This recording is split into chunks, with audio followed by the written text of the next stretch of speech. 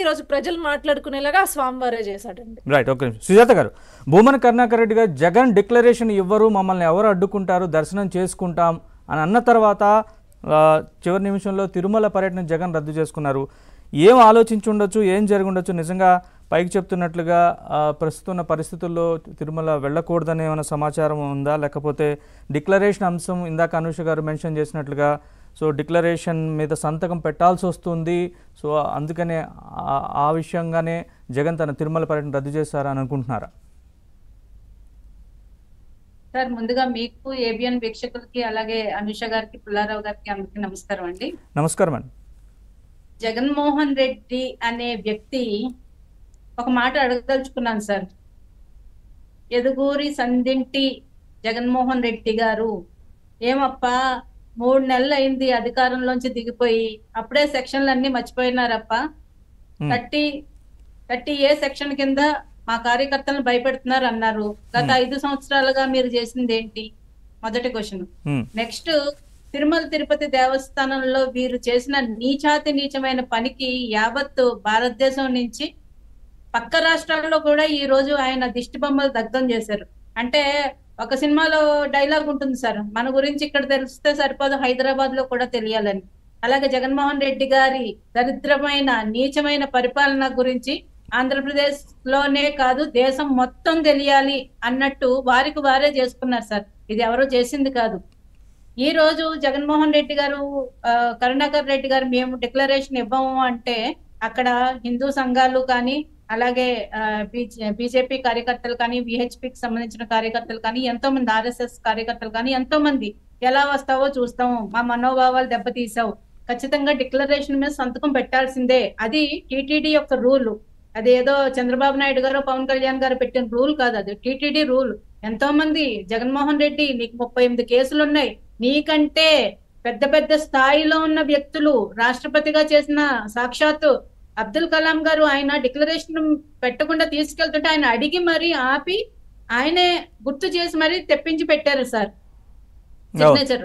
అంత వాల్యూస్ ఇచ్చిన వాళ్ళు, నువ్వు వాళ్ళ ముందు ఎంత 16 నెలలు జైల్లో ఉన్నవాడివి, 38 ఈడీ కేసులు ఉన్నవాడివి, లక్షల కోట్లు అవినీతి సొమ్ము మీద కేసులు వెనక తిరిగి 10 ఏళ్లుగా బెయిల్ మీద తిరుగుతున్న వాడివి, డిక్లరేషన్ మీద సైన్ పెట్టను అని ఏ అహంకారంతో చెప్తారండి? ఇంకొకటి సార్, ఒక్క చిన్న డౌట్, ఇందాక సోదరి అనూష గారు అడిగినట్టు, ఎవరైనా గుడికి దేనికి వెళ్తారు సార్?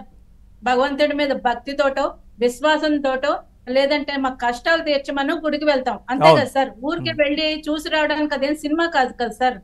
అంటే భక్తి విశ్వాసాలు మీద గుడికి వెళ్తారు. మరి ఆ డిక్లరేషన్ లో ఉన్నది ఏంటండి? మేము సో పర్సన్, నాకు ఈ తిరుపతి బాలాజీ మీద భక్తి ఉంది, విశ్వాసం ఉంది, నేను నమ్ముతున్నాను అని సైన్ పెట్టి డిక్లరేషన్ ఇవ్వడం. మరి దానికే కదా, అదే కదా మిమ్మల్ని అడిగింది. మిమ్మల్ని ఏదో మతం మార్చుకోమని లేదు కదా, లేదంటే ఇంకొకటి ఏదో హిందూ మతం రిచువల్స్ అన్ని పాటించమని అడగలేదు కదా. గుడికి వెళ్ళే ఎవరైనా గుడికి దేనికి వెళ్తారో దాని గురించి అడిగారు, అది జనరల్ థింగ్. మిమ్మల్ని అడిగారు, భక్తి విశ్వాసం ఉంటేనే కదా గుడికి వస్తారు, ఉంటే కనుక మీరు ఉన్నట్టు ఒప్పుకుని సైన్ పెట్టమన్నారు. దానికి పెట్టడానికి ఏమంత ఇబ్బంది? ఇంకొక సార్, జగన్మోహన్ రెడ్డి గారు పెద్ద ప్లాన్ ఈ రోజు ఫెయిల్ అయిపోయింది సార్. పవన్ కళ్యాణ్ గారు కనిపెట్టేశారు, చంద్రబాబు నాయుడు గారు, లోకేష్ గారు అప్రమత్తం అయిపోయారు. మొత్తం వీళ్ళందరూ అలర్ట్ గా ఉన్నారు. ఇదివరకు కన్నాంబ, కాంచనమాల కాలం నాటి బ్లాక్ అండ్ వైట్ సినిమాలు నాటి అవే రొటీన్ మళ్ళీ డ్రామా ఆడదాం అనుకున్నాడు సార్. ఎందుకంటే కోడికత్తి డ్రామా చూసాం మనం, అది సరిపోలేనట్టు బాత్రూమ్ లో గొడ్డల బోటు వేసేసారు, అది సరిపోలేనట్టు మొన్న గులకరాయి డ్రామా ఆడారు. గులకరాయి వస్తే ఏదో పెద్ద బండరాయి వేసినట్టు నానా గగ్గోలు పెట్టేశాడు. ఈ రోజు రేపొద్దుట తిరుపతిలో కూడా అదే డ్రామా ఆడడానికి, అదే అంటే అరాచక శక్తుల్ని, వారి అరాచక శక్తులతోటి, సంఘ విద్రోహ శక్తులతోటి అక్కడ భారీగా గలాటా చేయడానికి వాళ్ళు ప్లాన్ చేసేస్తారు. ముందుగానే ఈ కూటమి ప్రభుత్వం నేతలు ఎవరైతే ఉన్నారో తెలుసుకుని కార్యకర్తలందరినీ అలర్ట్ చేశారు సార్. మీరెవరు డిక్లరేషన్ మీద మాట్లాడకండి, టిటిడి వారి బాధ్యత, అది వాళ్ళు చూసుకుంటారు. సో వీళ్ళు మత విద్వేషాలు రెచ్చగొట్టడానికి చూస్తున్నారు. గతంలో కోనసీమలో శెట్టి బలిజలకి దళితులకి గొడవ పెట్టి నానా అల్లర్లు చేశారు సార్. దాని తర్వాత కాపులకి శెట్టి బలిజలకి గొడవ పెట్టి ఆ రోజు అంతా అల్లరి చేశారు.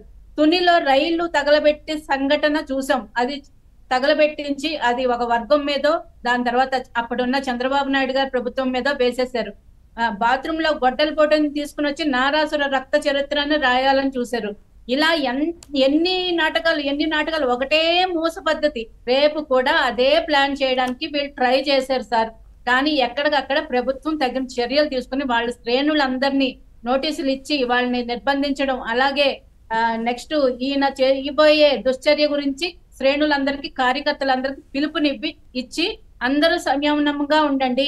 ఈ జగన్మోహన్ రెడ్డి అధికారం లేక పిచ్చి పట్టి ఏదో ఒకటి చేయాలని చూస్తున్నాడు.